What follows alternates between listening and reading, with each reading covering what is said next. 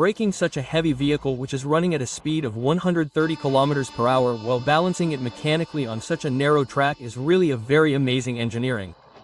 There is not so much heavy sparking while applying brakes as we have shown. But at the time of emergency braking, there is light sparking from the brake shoe or sparking due to wheel slippage in a very heavily loaded locomotive. This compartment of the train is called a coach. The coach you are seeing is an LHB coach, under which there are 2 bogies which have 4 wheels each and equal brake force is applied on these 8 wheels. Now no matter how long the train is, brake force reaches every wheel. But the mastermind of this brake force is a powerful compressor installed in the engine.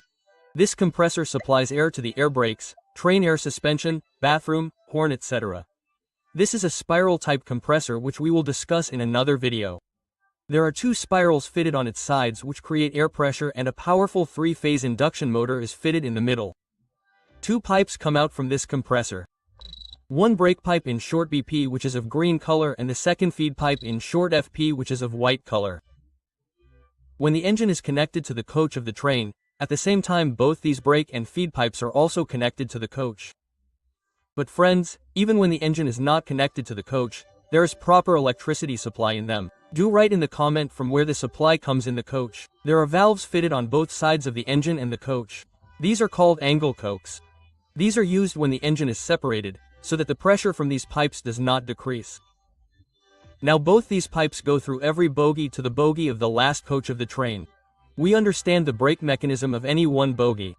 The compressor kept in the engine keeps sending pressure continuously in this feed pipe, and the feed pipe remains connected to this reserve. But before sending air to the reservoir, there is a valve for maintenance of the further mechanism, and a dust collector is installed which does not allow the dust to go further. Apart from this, there is a non-returning valve which is called NRV in short, which only allows air to come from the feed pipe to the reservoir but will not let it go back. The compressor sends such a high level of pressure that 6 kilograms of air is compressed and filled in this reservoir per square centimeter. The capacity of this reservoir is 125 liters of air. There is another 75-liter tank near the reservoir which sells the air pressure to the toilet. We will not talk about it right now, so we have not made its connections either. So, from this reservoir, the air reaches near the distributor wall. There is also a direct connection to the brake pipe inside the distributor wall. The pressure of the brake pipe is 5 kilograms per square centimeter. This valve works very well. The output that comes out of this valve sends air pressure towards both the bogies for brake application. A piston is visible in DV in which pressure is coming from the reserve at the bottom and pressure from the brake pipe is coming from the top, so the piston will remain at one place. When the driver of the train applies the brake, he starts reducing the pressure of the brake pipe, due to which the pressure coming from the feed pipe will force this piston upwards, due to which the air pressure of the feed pipe will be connected to the pipe of the brake cylinder, and the high-pressure air filled in the reservoir will start going towards the bogies attached on both sides. Friends, this is the exhaust pipe. The design of the piston installed here is something like this. And that is because when the feed pipe is connected to the brake cylinder pipe, at the same time the brake pipe is connected to the exhaust pipe. So, the piston does not allow the pressure of the brake pipe to be released from the exhaust pipe. Now in this condition the pressure of the reservoir starts going down slowly. But the compressor does not allow this pressure to go down. It keeps selling air continuously. If the loco pilot releases the pressure of the brake pipe at the speed at which it is running, 2.5 times of that pressure will go towards the brake cylinder. For example, if the loco pilot lowers the pressure of the brake pipe by 1 centimeter square per gram, then 2.5 kilograms per meter square pressure will go from the reserve towards the brake cylinder. The air pressure will be divided from here for the front and rear wheels through this pipe. Here again valves are installed for maintenance work. This pipe is going for both the front wheels, and this pipe reaches both these wheels. Let us understand the brake mechanism of one wheel. Friends, there is a little subtle mechanism. Understand this. Right now, it is a great time of the digital world and there is a lot of demand for new skills in it, and money is unlimited, and among these, 3D animation is also a very demanding skill. We have designed an excellent course of 3D animation. Apart from learning, we have also talked about all the ways of earning, and we are also building a private 3D community in which you will be able to polish yourself better.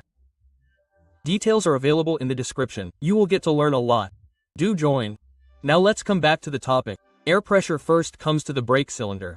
There is a diaphragm in the brake cylinder which moves in this way with the pressure of air. Now the force of the diaphragm reaches this pivot point, and from this pivot point the brake force goes to the brake shoe, and the brake shoe starts rubbing on the brake disc, and gradually the wheel of the train starts stopping. This same process happens with all the wheels. The brake disc is made of such a type that it has some bars which help in its cooling. Now when the train stops, as long as the air pressure is available in the brake cylinder, the brake of the train will remain applied. So generally when the train is standing, the brake remains applied in it, which works like a handbrake. So before starting the train, it is necessary to release the air of the brake cylinder. For that, let's go back to the distribution valve. As long as the brake is applied in the train, the reservoir in which air comes from the feed pipe continuously keeps pushing this piston upwards. But at the time of brake release, the compressor again starts increasing the pressure of the brake pipe, and a condition comes when the piston starts coming back downwards, due to which the reservoir connection will be removed, and the pipe which was sending pressure to the brake cylinder till now will be connected to this air-releasing pipe. There is a spring attached near the diaphragm which keeps applying force to the diaphragm to come back to the normal position. So as soon as the pipe of the brake cylinder gets connected to it, the spring will release all the air of the brake cylinder outwards, and the brake will be released. While releasing the brake of the train, we hear some such sound of air. There is another small tank near the distribution wall. The pressure of the brake pipe is permanently fed into it, so that when the pressure of the brake pipe reduces, the distribution wall can compare it with this small tank to see how much the pressure of the brake pipe has reduced. There is another brake in the train inside every coach which is called chain pulling. So when anyone pulls the chain, it actually releases the pressure of the brake pipe, due to which brakes are applied in the train. LHB coaches have disc brakes, whereas in ICF coaches, which are blue in color, brake force is applied directly on the wheel. The brake mechanism is the same in both the coaches. But in LHB coaches, there is a complete control unit for the control of the brake system. 2 brake indicators are installed near this unit, for the bogies on both sides. So when the brake is applied in the train, we see it in red color, and when the brake is released, we see green color indication. This control panel also supplies air pressure for toilet air suspension. Friends, if we get a good response to this video, then we will talk in detail about the difference between LHB and ICF coaches.